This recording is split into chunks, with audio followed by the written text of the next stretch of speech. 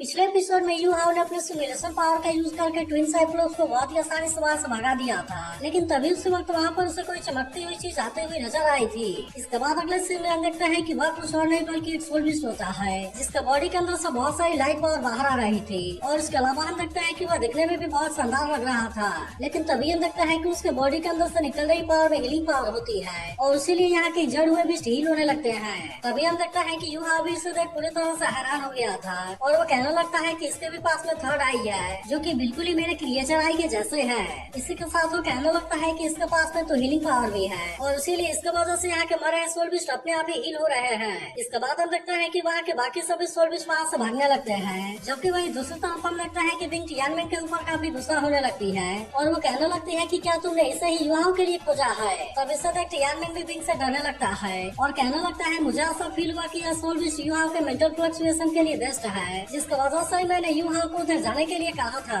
लेकिन तभी हम देखते हैं कि इसके इस बात सुनकर विंग इसके ऊपर और भी ज्यादा गुस्सा हो गई थी, इसीलिए इसे देखते ही टियानमेन तुरंत वहाँ से भागने लगता है। लेकिन इसके बाद भी हम देखते हैं कि विंग ने गुस्से में आकर उसे पीट दिया था और फिर उसे कहने लगती है क्या तुम्हें पता भी है कि अगर किसी ने इसे मार दिया तो फिर इसके बाद से पूरा स्टारडू फॉरेस्ट गुस्सा हो जाएगा। और इतनी बात कहने के बाद वो इसे बताती है कि एम्पर का ऑस्पिशियस बीस्ट है और अगर कोई 1 लाख साल वाला सोल बीस्ट भी उसके सामने आ गया तब उसके बाद वो इसे देखते ही फिर से अपने ग्राउंड के अंदर चला जाएगा। वहीं दूसरी तरफ हम देखते हैं कि सभी सोल बीस्ट से ग्रीट करने लगते हैं, जिससे देखते ही युवा कहने लगता है कि आखिरकार ये सोल बीस्ट है क्या। तब इस पर विंग इससे बताने लगती है कि इसे 3 आई गोल्डन अपीयरेंस के नाम से जाना जाता है, जो कि असल में एक एंशिएंट ऑस्पिशियस बीस्ट है। फिर वो आगे कहती है कि ये सोल बीस्ट जहाँ कहीं भी रहता है वहाँ के सभी सोल बीस्ट की ग्रोथ रेट सीधे डबल हो जाती है। इसके अलावा इसे सोल बीस्ट के हीलर के रूप में भी जाना जाता है और इसीलिए सोल बीस्ट की दुनिया में इसे एम्पायर के रूप में भी जाना जाता है। तब इन सारी चीजों के बारे में जानकर युवा भी इस बात से हैरान हो गया था, जिसके बाद विंग कहने लगती है कि पूरी दुनिया में केवल यही एक सोल बीस्ट है जिसके पास में कि अल्टीमेट लाइट एट्रीब्यूट भी है। मगर तभी हम देखते हैं कि उसने विंग के ईवी ऑरा को सेंस कर लिया था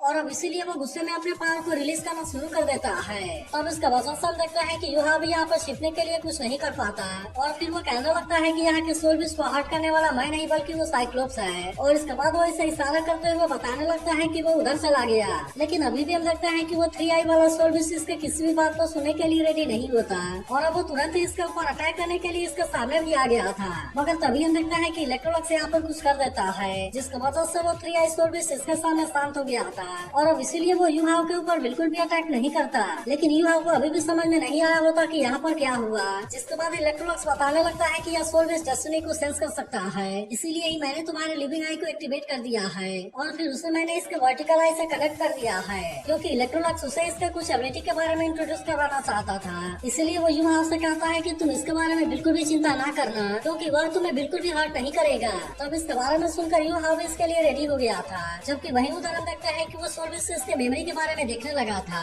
और फिर इसे देखते ही वो कहने लगता है कि इंसानी दुनिया तो सच में बहुत ही खूबसूरत है। मगर तभी हम देखते हैं कि यहाँ पर आसमान में कोई पावर एक्टिवेट हो गई थी और फिर हमें पता चलता है कि रेड किंग भी यहाँ पर आ गया है। फिर वो गुस्से में कहने लगता है कि मेरे सोल बीस्ट को हर्ट करने की तुम्हारी हिम्मत कैसे हो गई। और अब इतनी बात कहने के बाद हम देखते हैं कि वो अपनी पावर का यूज करके युवाओं के ऊपर अटैक करने की कोशिश करता है, लेकिन तभी हम देखते हैं कि उधर वांग और सिया को भी इसके बारे में पता चल गया था, इसीलिए वे समझ जाते हैं कि युवा जरूरी किसी खतरे में है और इसीलिए हम देखते हैं कि वे तुरंत ही उसकी हेल्प करने के लिए वहाँ से निकल जाते हैं। लेकिन वहीं हम देखते हैं कि रेड किंग को देखते ही टियानमेन काफी परेशान हो गया था और कहने लगता है कि इसी ने तो पहले मुझे कैद किया था और यह असल में तो स्टारडू फॉरेस्ट का सबसे पावरफुल सोल बीस्ट में से एक है। तभी विंग कहने लगती है कि यह तो टॉप 10 रीजनल बीस्ट में से 8वें रैंक पर आता है। वहीं हम देखते हैं कि रेड किंग सीधे युवाओं के ऊपर अटैक करने के लिए चला गया था, लेकिन तभी हम देखते हैं कि मास्टर सुबान यहाँ बिल्कुल सही समय पर आ गए थे और इन्होंने बहुत ही आसानी से रेड किंग को युवाओं के ऊपर अटैक करने से रोक दिया था। तभी इनको देखते ही रेड किंग कहने लगता है कि यह तो तुम हो, जिस पर मास्टर सुबान कहने लगता है कि मेरे श्रेक एकेडमी के मेंबर को छूने की तुम्हारी हिम्मत भी कैसे हो गई और क्या तुमने कुछ भी करने से पहले मुझसे इसके बारे में पूछा।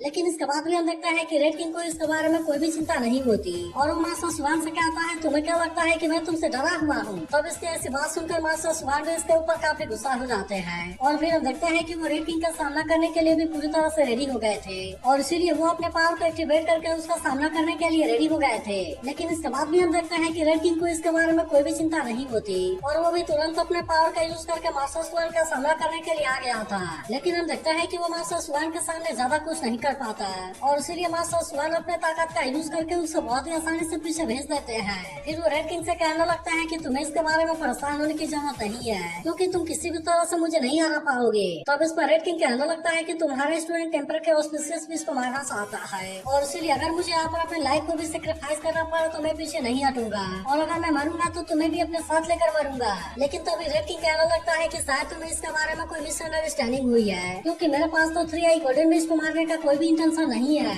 लेकिन तभी यह सुनते ही रेड किंग गुस्से में कहने लगता है कि तुम इंसान धोखा देने में बहुत ही माहिर हो, क्योंकि मैंने तो अभी अभी यहाँ पर 1 लाख साल वाले सोल फिश के ब्रेथ को फील किया। तब इस पर युवा इसे बताता है कि मैंने जैसे ही ट्विन साइक्लोप्स को अपने तरफ आते हुए देखा, तब इस तरह से मैंने 1 लाख साल वाले सोल फिश के ब्रेथ को सिमुलेट किया ताकि मैं उसे डरा कर वहाँ से भगा सकूं। इसके बाद वो 3 आई गोल्डन फिश को दिखाते हुए कहता है कि देखो उसे कोई भी नुकसान नहीं हुआ है। तब इस पर रेड किंग कहने लगता है कि चलो मैं एक बार तुम्हारे बात के ऊपर यकीन कर लेता हूँ, और फिर हम देखते हैं कि वो 3 आई गोल्डन फिश की तरफ जाने लगता है। लेकिन तभी हम देखते हैं कि मास्टर सुबह ने इसके ऊपर कोई बैरियर लगा दिया था, और फिर उसे कहने लगता है तुम्हें क्या लगता है कि तुम्हारी जब मर्जी होगी तुम यहाँ से आओगे और चले जाओगे। लेकिन अभी भी हम देखते हैं कि रेड किंग को इसके बारे में ज्यादा कुछ समझ में नहीं आया था, इसीलिए वो मास्टर सुबह से पूछता है कि आखिरकार तुम क्या चाहते हो। तो मास्टर सुबह युवा से पूछता है कि तुम्हें कितने 1000 साल के सोल फिश की जरूरत है, जिसके बाद युवा इनसे बताता है कि 15,000 साल के। लेकिन इसके बारे में सुनते ही मास्टर सुबह थोड़े से परेशान हो गए थे, और फिर युवा से पूछता है कि क्या सच में तुम इसे हैंडल कर पाओगे। जिसके बाद युवा इनसे कहने लगता है कि इसके लिए मेरे पास में एक सीक्रेट टेक्निक है, इसीलिए सबसे पहले मैं ज्यादातर पावर को सोलिंग के अंदर सील कर दूंगा,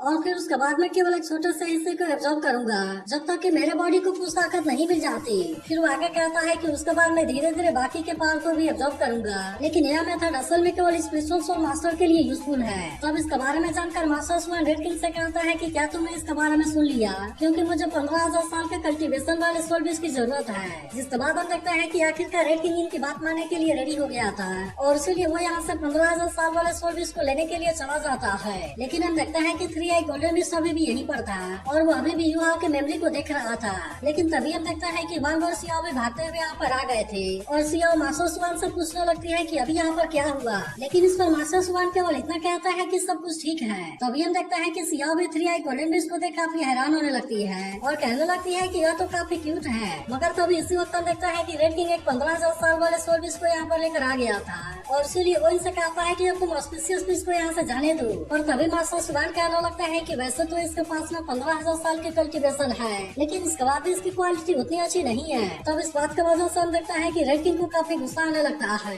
लेकिन तभी हम देखता है कि यहाँ पर किसी और की भी बड़ी खतरनाक तरीके से आवाज आने लगती है, और कहने लगता है कि तुम्हें अपने प्रॉमिस को तोड़ने की हिम्मत कैसे हो गई। तब इसके वजह से हम देखते हैं कि युवा भी यहाँ पर काफी परेशान हो गया था, क्योंकि अब इनको यहाँ पर बहुत ही खतरनाक प्रेशर फील होने लगी थी, और इसीलिए इसके वजह से वे सभी काफी परेशान हो गए होते हैं। तब टियानमेंग भी कहने लगता है कि मैं तो इस आवाज को पहचानता हूँ, और ये सोल फिश पूरे डाब्लो कॉन्टिनेंट में सबसे पावरफुल सोल फिश है। तभी विंग भी कहने लगती है कि ये 10 मोस्ट फेरोसियस फिश में से पहला है, जिससे कि ब्लैक ड्रैगन डी टियान के नाम से जाना जाता है। वही मास्टर सुवान को भी पता चल गया था कि वह कोई और नहीं बल्कि ब्लैक ड्रैगन डी टियान है, और फिर हम देखता है कि वे सभी यहाँ से श्रेक एकेडमी में वापस आने के लिए रेडी हो गए थे। इसके बाद अगले सीन में हम देखता है कि श्रेक एकेडमी पूरी तरह से शांत पड़ा हुआ था, जहाँ युवा मास्टर मुझसे बताने के लिए आता है कि मैंने थर्ड सोलिंग को हासिल कर लिया। लेकिन तभी यहाँ के नजारे को देखते हुए सभी पूरी तरह से हैरान हो गए थे, और फिर मास्टर सुवान भी मास्टर यान से पूछने लगते हैं कि यहाँ पर क्या हुआ। तब इस पर मास्टर यान इनको बताता है कि यहाँ पर 11 पावरफुल इविल सोल मास्टर ने अटैक किया था,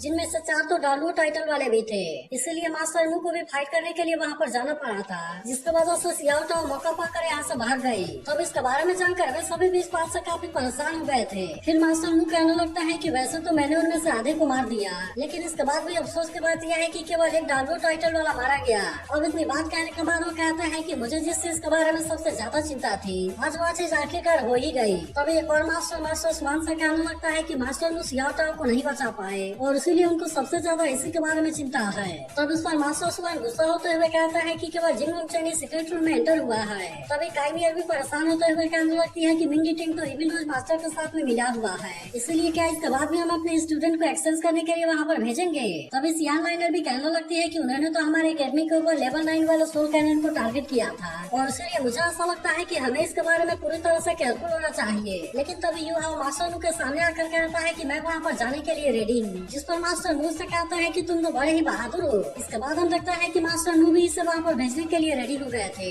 फिर वो सभी से कहता है कि हमें युवा और काइतो के लिए एक्सट्रीम इंडिविजुअल सोल्जर प्लान को एडवांस करना होगा, जिसके बाद हम देखता है कि इसके बारे में सुनकर बाकी सभी लोग भी इसके लिए रेडी हो गए थे, और पोसाइडन पवेलियन के सभी मेंबर भी इसके लिए अप्रूवल दे देते हैं। जिसके बाद मास्टर चियान कहता है कि मैं मास्टर यान और mister Khan ultimate individual soldier को क्रिएट करने के लिए रिस्पॉन्सिबल है, और अब इसीलिए हम देखते हैं कि यूहा और काइतो भी इसके लिए पूरी तरह से रेडी हो गए थे। इसके बाद हम देखते हैं कि मिस्टर खान इन दोनों को अल्टीमेट इंडिविजुअल सोल्जर के बारे में सब कुछ बताने लगता है और कहने लगता है कि तुम इस तरह से वॉर के सिचुएशन को बदल सकते हो। इसीलिए वो इनसे कहता है कि तुम्हें किसी भी तरह से इसमें पावरफुल बनना होगा, क्योंकि सोल गाइडेंस डिपार्टमेंट ने इसके लिए प्लान को भी पूरी तरह से रेडी कर लिया है और इसीलिए अभी ट्रेनिंग भी बहुत ही जल्दी स्टार्ट हो जाएगा। तब इसके बारे में सुनकर यूहा और काइतो भी इसके लिए पूरी तरह से रेडी हो गए थे और फिर हम देखते हैं कि वो बिना किसी चीज के बारे में चिंता किए ट्रेनिंग को भी स्टार्ट कर देते हैं। लेकिन हम देखते हैं कि यह ट्रेनिंग इनके लिए इतना भी आसान नहीं होने वाला था और इसीलिए वे दोनों इसके लिए पूरे दिन रात मेहनत करने लगते हैं। इसके अलावा हम देखते हैं कि मिस्टर खान इनके ट्रेनिंग का पूरा ध्यान रख रहा था